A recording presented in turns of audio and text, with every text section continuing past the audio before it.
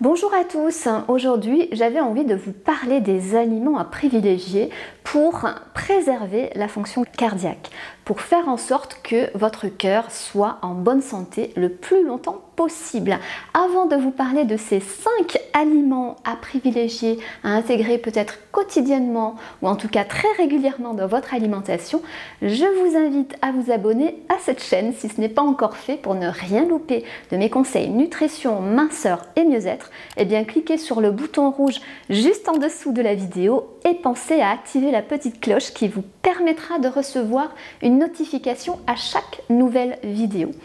Et je vous invite également à télécharger mon guide nutrition. C'est un guide nutrition santé, minceur, mieux-être. Donc vraiment pour préserver sa santé sur le long terme, eh bien vous y trouverez dans ce guide une semaine de menus équilibrés pour toute la famille et des recettes saines et gourmandes. Donc pour obtenir ce guide 100% offert, eh bien regardez juste en dessous de la vidéo, vous avez le lien de téléchargement en un clic. Voilà, alors quels sont ces 5 aliments à privilégier donc pour chouchouter votre cœur? Eh bien tout d'abord, il y a les baies rouges. Les baies rouges, ce sont ces petits fruits rouges, vous savez, les mûres, les myrtilles, les groseilles, les fraises, les framboises. Tous ces petits fruits rouges, ils ont un point commun, c'est qu'ils contiennent certains composés antioxydants. Ces composés antioxydants, ce sont les anthocyanes. Ce sont les anthocyanes qui donnent cette couleur caractéristique quand vous allez cueillir les myrtilles ou des mûres. Vous avez les doigts qui deviennent bleus, et bien c'est la couleur des anthocyanes. Les anthocyanes, ce sont des composés antioxydants hyper puissants qui vont permettre de lutter contre ce qu'on appelle les radicaux libres. Les radicaux libres, on en génère tous les jours dans notre organisme, c'est normal, mais parfois on en génère beaucoup parce que nous avons une alimentation qui n'est pas vraiment adaptée à nos besoins, parce qu'il y a le stress, parce qu'il y a la pollution, parce qu'il y a le tabac, etc. Donc nous générons énormément de radicaux libres et ces radicaux libres, ils doivent être neutralisés par les composés antioxydants. Ces radicaux libres, ils favorisent l'apparition de maladies, dont les maladies cardiovasculaires. Donc c'est pour ça que c'est important de consommer suffisamment d'aliments riches en composés antioxydants, donc pour neutraliser ces radicaux libres. Donc pensez à intégrer très régulièrement des fruits rouges, des petites baies rouges dans votre alimentation, des framboises, des fraises, des myrtilles, quand c'est la saison. Et puis quand c'est pas la saison, eh bien pensez à les acheter surgelés. Vous pouvez les décongeler, en faire des coulis, pourquoi pas, les intégrer dans un fromage blanc de brebis, un yaourt de chèvre, c'est excellent. Donc pensez aux fruits rouges, consommez-les peut-être 2-3 fois par semaine, et puis en plus c'est très riche en fibres, c'est très riche aussi en vitamine C, ça a un index glycémique très bas, donc c'est vraiment bon pour tout le monde. Le deuxième aliment qui est vraiment bon pour le cœur, c'est la sardine. La sardine, ça fait partie des poissons gras. Les poissons gras sont riches en acides gras de nature oméga 3. Et pourquoi les oméga 3 sont vraiment importants pour la santé cardiovasculaire? Eh bien, ils ont des actions diverses qui protègent vraiment la fonction cardiaque. Tout d'abord, ils vont permettre de fluidifier le sang. Donc cela permet de réduire le risque de formation de caillots. Vous savez, ces petits caillots qui peuvent boucher les artères tout simplement. Donc ça fluidifie le sang et puis ça régule également le taux de cholestérol. Ça permet d'augmenter le taux de bon cholestérol, de HDL cholestérol, et de baisser le taux de LDL cholestérol. C'est celui qui a tendance à encrasser un petit peu les artères. Donc les oméga 3, ils ont vraiment une action protectrice au niveau donc du cœur et de ses vaisseaux. Alors à quelle fréquence consommer des sardines? On ne va pas en manger tous les jours parce que malheureusement dans les poissons il y a aussi ce qu'on appelle des toxiques, des PCB, des dioxydes du méthylmercure. Alors il y en a moins peut-être dans les sardines que dans le saumon, mais il y en a un petit peu quand même. Donc ce qui est conseillé, c'est de consommer un poisson gras par semaine, une fois par semaine un poisson gras. Et puis dans la semaine on peut aussi consommer un autre poisson qui n'est pas gras, du cabillaud, de la lotte, etc. Mais un poisson gras par semaine pour avoir ces fameux oméga 3. Donc ça peut être des sardines, donc des sardines au barbecue par exemple, au grill, etc. Bien sûr c'est mieux frais ou décongelé. Ça peut être également des sardines en conserve.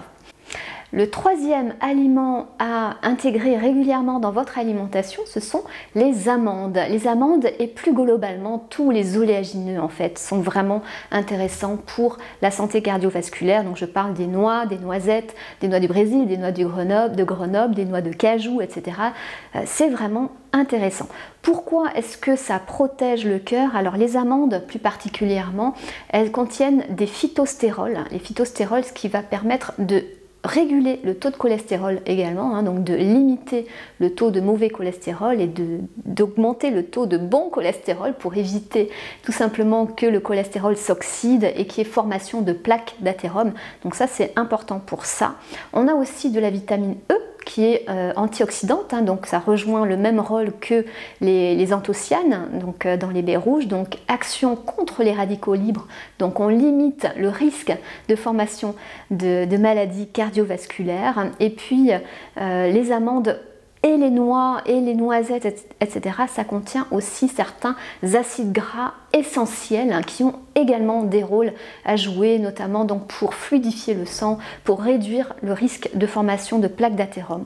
Alors, à quelle fréquence consommer ces oléagineux et plus particulièrement ces amandes? On peut en manger quotidiennement. Alors n'allez pas en manger 100 grammes, bien évidemment, ça ne sert à rien, mais peut-être juste quelques amandes, 10 à 20 amandes pour une collation, pourquoi pas.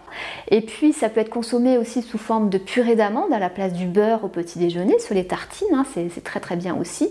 Ou bien alors sous forme de poudre d'amande à intégrer dans certains gâteaux. On peut remplacer une partie de la farine par de la poudre d'amande et comme ça vous avez votre quota finalement d'amandes pour le quotidien. Alors c'est pas non plus obligatoire d'en manger tous les jours bien sûr, mais c'est vrai que ces oléagineux, les noix, les noisettes, les amandes, les noix de cajou, etc., ça a vraiment c'est des petites pépites nutritionnelles en fait au niveau apport en protéines, en fibres, en magnésium, en fer, en calcium, etc. Vous nourrissez vraiment votre organisme quand vous mangez des oléagineux avec plein de bienfaits, des effets antioxydants, apport en oméga 3, etc. Donc c'est vraiment très intéressant pour la protection cardiovasculaire. Le quatrième aliment que je vais vous inviter à consommer régulièrement pour protéger la fonction cardiaque, ce sont les pois chiches. Les pois chiches, ça fait partie des légumineuses, de la famille des légumineuses, comme les lentilles, les haricots rouges, les flageolets, etc. Alors d'une part, ça a un index glycémique très bas et on sait que les aliments à IG bas et une alimentation index glycémique bas, ça va permettre déjà de réguler le taux de cholestérol, donc d'éviter d'avoir un taux de cholestérol, de LDL cholestérol qui est le mauvais cholestérol qui soit trop élevé. Ça va permettre de normaliser la tension, ça favorise donc la régulation de la tension artérielle, donc ça c'est excellent pour ça aussi. Et ça permet de réduire l'apparition des maladies cardiovasculaires. Il y a beaucoup d'études dans ce sens-là. On sait que l'alimentation à IG bas favorise finalement la protection cardiovasculaire et c'est pour ça que je vous ai proposé de télécharger mon guide nutrition qui est 100% IG bas parce que je sais que ça permet vraiment d'optimiser sa santé en général et surtout donc au niveau cardiovasculaire, au niveau diabète, au niveau tension artérielle, cholestérol, etc. C'est vraiment très très bon pour tout ça. Donc pensez à consommer donc des pois chiches régulièrement. Alors à quelle fréquence?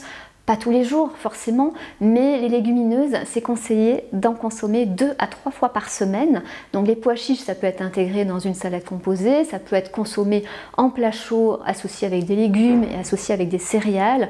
Ça peut être consommé également en houmous pour l'apéritif. Voilà, ça peut être consommé de plein de façons différentes, sous forme de pâte de pois chiches si vous préférez.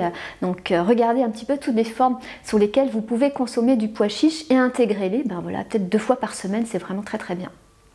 Le dernier aliment que je vais vous inviter à consommer cette fois-ci tous les jours, c'est l'huile d'olive. L'huile d'olive, il ne faut pas l'oublier, contient des acides gras monoinsaturés. Alors c'est pas les oméga 3, ce sont les oméga 9. Et ces fameux oméga 9, on en a besoin en quantité importante pour la santé en général et pour la santé cardiovasculaire. Donc l'huile d'olive, c'est vraiment une très très bonne huile. Les acides gras monoinsaturés, les acides gras oméga 9 permettent de réguler le taux de cholestérol, donc ça c'est très bien d'une part. Et puis l'huile d'olive contient aussi des composés antioxydants donc, qui vont permettre de lutter également contre ces fameux radicaux libres qui génèrent l'apparition de certaines maladies, dont les maladies cardiovasculaires. Alors l'huile d'olive, quelle quantité en consommer? Il ne s'agit pas d'en mettre partout en quantité excessive, loin de là. On a besoin de l'huile d'olive, mais en quantité modérée, bien sûr. Mais comme base d'huile alimentaire, c'est très très bien.